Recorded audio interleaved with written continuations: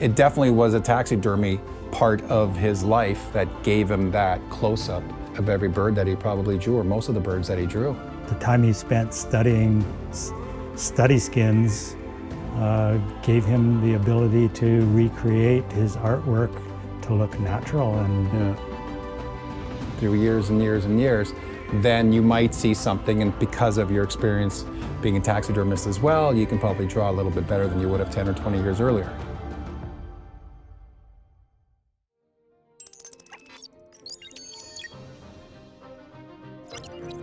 Did you know Allan Brooks was also an accomplished taxidermist? That's true.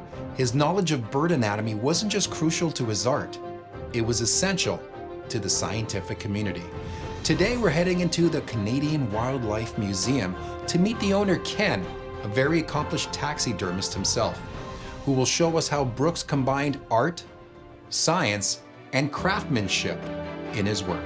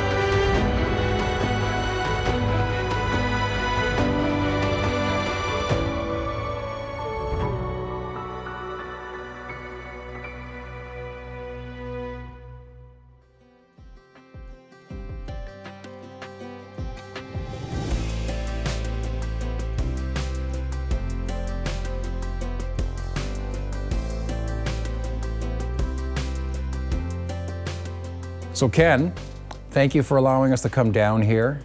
You started this Canadian Wildlife Museum a couple of years ago, open to the public? we opened to the public in 2021. Okay. But it took you a decade or so to basically create. Almost 3 decades. Almost 3 decades. 28 years. 28 years, you put your heart and soul into this project before you opened up to the public. When did you get into taxidermy and how? I started taxidermy at age 15 back in 1971. So I've been doing it for 53 years. And what got you into it? What did you see, or was there someone in your family? Or? Oh, had interest in wildlife, loved the outdoors, had a real passion for birds of prey and birds in general. And found, and I was always into artistic things, so it was the next step. A great way to express my artistic talents. So birds were the first things that you really got into? Oh yeah. Which is what Allan Brooks was really into as well, was the birds, yeah. Yeah, when I was 15, I started taxidermy. By the time I was 19, I had about 75 birds mounted in my bedroom. When you were living with your parents? Yeah. What did they say? You're running out of space? We need to get you a shed or something? What is the actual process of, like, say, let's start with birds. What is the process when you're taxiderming a bird? Well, we call it mounting. Okay. You have to skin the bird. The only thing off the bird you use is the skin. You don't use any of the insides. You make an artificial body, and you run wires through the legs and the wings, and they're anchored into the artificial body, and that allows you to position your arms, your wings and your legs into the pose that you want, and yeah. And what's the filling that you put in there to fill them up? You can either use a foam body that you carve out of styrofoam, high density styrofoam, or you use something that's called Excelsior. It's not a product that's available anymore, but it used to be what they used to use as packing materials, what we use styrofoam chips for today. Okay. So it's like a shredded wool, shredded wood, and it's wrapped with string to be into the shape of the original body, and that's what Allan Brooks would have used is Back in the day. Felser, and that's what I still make my bodies out of today. So it's still a product you can find? Now I have Or you still have some two big bales that would mount Oh, wow. 1,000 birds, so I still have lots. Is there a difference back then to now of how to mount a bird? Would it have been longer then than it does now, or the same tools, same every? Birds have not changed. It'll be identical process. Okay.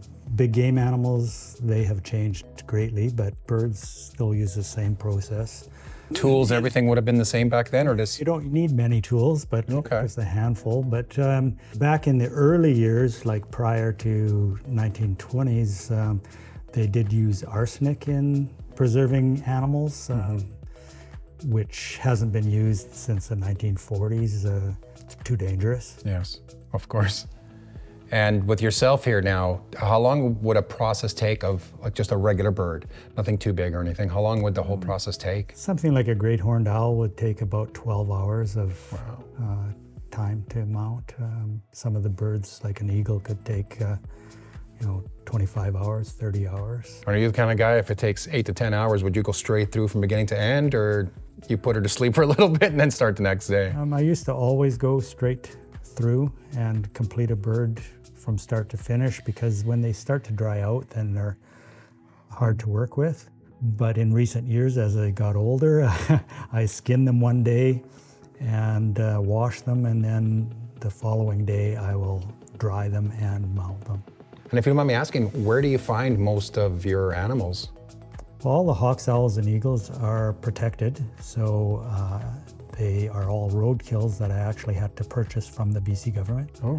It's the only way to get them. If you find a roadkill, you have to get a permit for it, and you have to buy that bird from the government. Mm-hmm. They also used to have government auctions, and I got a lot of the birds from government auctions. Since 2010, everything goes in the garbage can. They don't have auctions anymore, which is kind of a shame.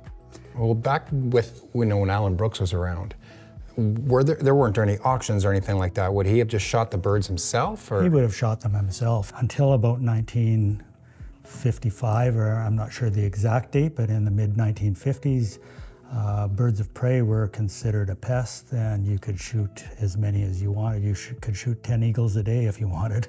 Back then it was a lot easier than it is now. There's more red tape. Well, there was no red tape. There was no red tape. In those days, they were just considered a pest, and if he wanted birds for his collection, he could just harvest them. And when you mount them, you can mount them on, what would you mount them on? Like on a bird? Would you find like a perch, or you can put them on a plaque, I've seen, or what? Oh, well, if you look around the museum, you'll see they're all on your wall here. Driftwood. On driftwood, yeah. I go to the big lakes and bring back, truckloads of unique driftwood. Things that have already fallen off the tree and everything. Well, ones that have been in the water for years. Yeah. They get washed and Totally. And they give you that look too. quite That attractive. Yeah. Is birds still your favorite animal, you were saying, or what is your favorite thing to tax? No, I loved big game animals. I did birds until probably the mid-'80s, and then I lost interest in birds. Did mostly big game animals until probably about 5 years before I opened the museum. I had over 200 birds in my freezer that I had to mount for the museum. Some of it had been in the freezer for 40 years. Wow. So there's a little trick to rehydrating them so you can mount them. But I've mounted lots of birds that were frozen for 40 years. And you brought them back to life. They come right back to life if you do it right. This little guy behind me, how long would it have taken to mount him? The polar bear itself was probably around 120 hours, something like that. There was some form alterations involved, and the base could be more work than the animal. And how did you end up acquiring him? I purchased it from Inuit hunters. Oh, wow. Yeah, they actually harvest 600 polar bears a year in Canada. So he was obviously all skinned and everything ready to go for Yes, you. I just bought a skin. Yeah. How do you ensure the preservation and accuracy of the specimens you work with? Well, mammals are a little different than birds.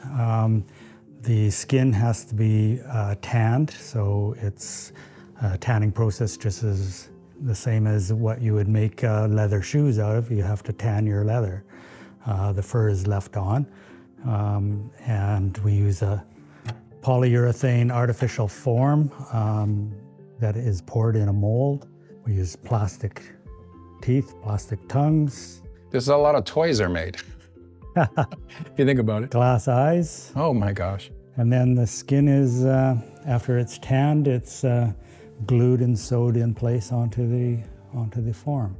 Eyes and teeth and details are all modeled in clay. The form has to be posed and altered to the right size to fit the hide. And how do you get all this done? I mean, the accuracy on this is amazing. Is it just by photo? From experience, mostly. Initially, though, when you first started, was it by photo? Because I'm sure you got the experience now. I used tons of reference photos, but basically it's just from experience. Get to know animals' anatomy and how things are supposed to look. Are you an artist as well, by any chance? Not greatly. Because I was going to say, with this kind of great detail, you could probably draw it really well as well. I'm not a good drawer. I'm more of a craftsman than an artist. I dabble in artistry, but I'm not a great artist. This is another form of art. This is amazing. Taxidermy is sort of a marriage of art and craftsmanship. And where would you find teeth and eyes and such? You buy them from taxidermy supply companies. Oh, there are? Okay. Major ones. There's 27,000 taxidermists in the United States and over 2,000 in Canada. And how many different shops or locations that you would be able to purchase this in this country? There used to be dozens, but there's a few major taxidermy supply companies that have bought out all the smaller ones, so they kind of have a monopoly on it now. So when you would add the skin, I'm assuming you're stitching everything together. What kind of stitching do you use? What kind of string? You use nylon thread. Nylon thread, okay. It's almost like being a doctor at the same time too. Much finer stitching than a doctor uses, and most small animals are fine holes that you have to sew up on faces or whatever. Yeah. Very fine stitching. And would you say this is one of those smaller mounts you would have, or? Well, you can mount anything down to the size of a mouse, but Yes. I never enjoyed doing anything smaller than a fox. The small animals are difficult. Intricate. Thin-skinned.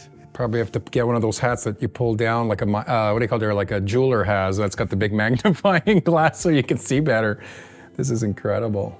And I see how you're saying about the poses and everything too. You want to get as real as they would have been posing, I guess, when they were alive. Pose that you want has to be totally done. Form has to be altered before you put the skin on. Of course. Some of the animals in the museum, like over there, we have a cougar pouncing on a mountain goat, and there's probably 80 hours in labor just to alter those two forms without starting on mounting the animals. Very unique poses. All the alterations have to be done before you even start on mounting the animal. Yeah, I know that Allan Brooks collected probably thousands of birds that he worked with. Do you think he probably gave some as gifts or sold them as well? Or, I mean, everything that you do here now goes into your building here, but prior to this, were you just for the last 3 decades planning for this location, this dream you had, or did you ever sell any? Well, yes, I sold thousands of animals. I was a taxidermist for 53 years, and buying and selling wildlife was a big part of my business, as well as doing custom work. And you have to pay the bills too, I guess. Yes, yeah, I still had to make a living. Yeah. I think Allan Brooks did a lot of mounting specimens for scientific study. So a lot of his were not mounted birds for display purposes. Yeah. They were a lot of study specimens. A lot of taxidermists created those specimens for museums and other collectors. And for the science part, are they any different compared to the showcase yes, pieces? You don't use an artificial body. You don't put any legs, wires in the legs or wings. Okay. They basically skin them, preserve them with borax, and stuff them with cotton. Sew up incision on the chest, and There's no mounting. They don't actually put any glass eyes in them or anything. So you can get a lot more done that way as well. But yeah, the scientific side would have been massive back then. Mm-hmm. They need to learn as much as they can.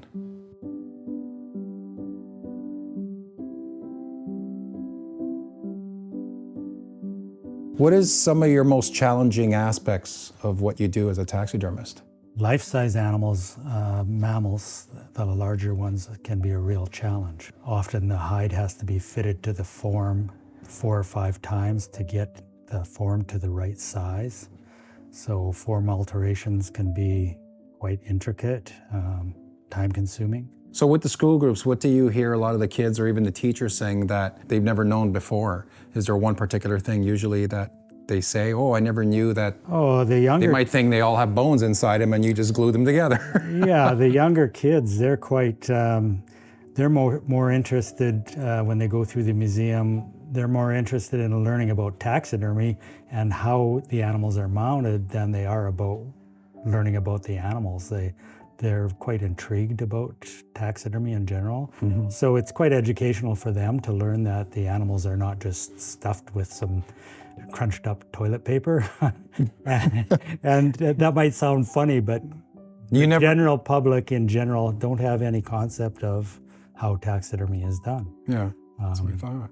Things like our wildlife museum educate the public greatly. I mean, when do people get the chance to get up close and personal, like 5 or 10 feet away from polar bears and grizzly bears? In a safe manner. All the different birds of prey. Most people go out bird watching and they'll see birds of prey at 50 yards or more, yeah, or further, and to see them 2 feet away or 5 feet away, you see all the details, and so there's lots to be learned seeing mounted taxidermy specimens. And to see them that up close, sometimes there might be that, illusion where anytime there's a wild animal, you should be scared of it, or when you see them close up like that, you realize that, they all have a part in this world like we all do. And sometimes you leave them alone, they'll leave you alone. You have a little bit more respect for them as well. Well, hopefully people would have more respect from them, but I see so many videos out there of people that walk up to grizzly bears and think they're a pet and try to feed them or walk take right up photos. and take photos. They got to have screws loose. They are dangerous animals that get used to human beings, but they can turn on you in a second, and you got to have respect for that wildlife. Exactly, and especially when they're in their natural habitat. Of course, yeah. Do you think through the process of taxidermy, gain better understanding or even just spending that much time with a bird when it came to his drawing? Oh, of course. I mean, I'm sure he learned all kinds of details working with specimens that would help him with his art. Because that's what I noticed with your plastic piece as well that you had showed me, that just the details of, it wasn't even skinned, your little animal there, just the details of its whole entire body. It's because you spend enough, you spend enough time with them, you kind of get to know what everything looks like close up more than most people. Have you ever collaborated with artists or illustrators in the past or other taxidermists to create a project? Oh, I've got lots of ideas from looking at other taxidermists' pieces that they have done through taxidermy magazines and whatnot. Looking at other people's artwork has given me ideas of what I would like to create. I was just going to say, because artists always get inspired by artists, whether they're musicians or painters, whatever it might be, you're going to get inspired by something else you see. Sure. So that actually is really cool. Have you ever collaborated with anybody on a project? Sometimes. I mean, there's other people that ask my advice. I'm glad to give it. So you asked about how taxidermy affects conservation of wildlife. I think it affects it in a great way. Allow people to see wildlife and enjoy wildlife. Many people are against killing animals, but we make use of those animals that die of natural causes, or a hunter shoots an animal and uses it for meat, but rather than let the hide and horns go to waste, it's used where we can For educational purposes. Create some educational purpose, yeah. Yeah. I think it's a great tool that helps in conservation and For science and education. education, yeah. What did you learn when you first started? What was some of the first things you kind of found from doing taxidermy that you never knew before? And not the art form, more of the creatures themselves. Like, was there something that you felt maybe or learned, whether it was claws or how unique each one was, or feathers, or the different types of birds that are out there? Was there anything that was similar or completely different? Can you tell which one was male or female right away? I mean, is there anything that when you were a young kid, when you first started, do you remember some of the first things you learned? I was continuously learning different characteristics in appearance and anatomy of different birds.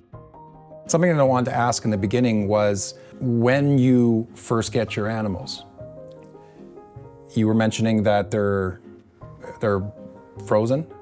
Birds, Like they put them in a freezer first? birds are. Okay, and the feathers now, do they ever change color in between the time when they pass away until when you receive them to stuff them? Birds do not change color unless they're exposed to sunlight and the weather, but So nothing becomes too brittle or change colors or anything like that? no. So you can get them, I mean, they'll look exactly like they did then? Yeah, even the ones that were in the freezer for 40 years, when they were mounted, they looked exactly the same as when they first died. And I think you have one here to show me that you just received. Yeah, I have a barred owl that I was going to mount tomorrow. Well, let's get over there and take a look. Yeah. So, this is how it begins right here? This is how it begins. This is a frozen barred owl that was road killed. And From where, do you know? I think it was killed in central BC here somewhere. It's the customer that brought it in is from 100 Mile House. So there's nothing inside this right now. It's just all exterior. Inside here right now Yes. is all its flesh. It's not skinned yet. Oh, it's not skinned yet, sorry. No, it's just the way it got How would found on the side of the road. Yeah. Yeah. So how long does that process take just to get rid of all the innards? It takes half a day to skin it and prep it for mounting, and then the following day. So tomorrow I'll skin it. The following day I will mount it. And what do you do with everything that you pull out from the inside? Oh, it Just goes in garbage? the garbage can. Yeah. Yeah. So- nothing except the skin is used. And then how long would this process take? To mount Yes. a barred owl like this, about 12 hours. Okay. And do you need to put anything in its eyes, or everything that you mount gets eyes? New fresh set of eyes, I'm assuming? This will have glass eyes. I can show you a pair if you'd like to see. You were mentioning actually that you have Thousands of eyes. thousands of eyes, so Yeah. you've already got them in stock. What else do you have besides eyes that you pre-purchase so you can have in stock? Oh, eyes and teeth. Eyes and teeth are the biggest things. Yeah, let's take a look at the eyes. So these are all bird eyes. We have different sizes and different colors for every type of bird, right down to smallest sparrow. And does it come from your experience, you knowing what type of eyes, color eyes that these birds would have, or do you ever look back again and, take a look at some old photos and such and see what they actually look like? When you skin the bird, you can see the color of its eyes. So the eye doesn't change either when they die after a while? Usually not. Okay. And it also comes from experience. You know what species of bird has what color eyes. Like great horned owls will have a yellow eye like that. Snowy owl will have a lighter eye. Wow. Barred owls, like the one I'm going to mount, will have either a black eye or actually they have a blue pupil. Big game eyes are different again. So would Allan Brooks have had the same kind of setup you have with the eyes as well? I don't Back think then? he had that kind of selection, but So they all kind of started to look alike, a lot of the birds, because you had what you had for fake eyes? well, I think he could get different colors of eyes, but I don't think he would have stocked a huge selection of eyes. Do you think that they cared about being as accurate as you do back then? I don't think for study specimens they probably didn't try to be accurate. I'm not sure that most study specimens even had eyes installed. So when he mounted birds for display, I'm sure he tried to be as accurate as he could. You can't always get the colors that you want. What is the largest bird that you've ever had to mount? An eagle. The eagle? Yeah. I think what he learned from being out there was seeing what they're like in their natural habitat, more than, you know, intimate pieces of what to draw and what they look like or colors and anything. That was happening when he had one right in front of him. Sure. Yeah, that really brings a lot out to focus here for me, what Allan Brooks was doing, because it definitely was a taxidermy part of his life that gave him that close-up of every bird that he probably drew, or most of the birds that he drew. Oh, of course, yeah. The time he spent studying study skins gave him the ability to recreate his artwork to look natural and you know, with the right colors and but then you're right, patterns. Through experience, through years and years and years, then you might see something, and because of your experience being a taxidermist as well, you can probably draw a little bit better than you would have 10 or 20 years earlier, because you got that more experience with being close and personal with a lot of these critters. Well, thank you so much for your time. This is a wonderful museum, and if people want more information, what is your website? It's CanadianWildlifeMuseum.com. Well, thank you again for your time, Ken. Great. Taxidermy was more than a skill for Allan Brooks. It was a way to preserve the natural world and share its wonders with others. From preserving birds to painting them, his legacy was built on capturing the beauty of life. In our next episode, we'll see how that legacy lives on at the one and only Allan Brooks Nature Center. You won't want to miss this one.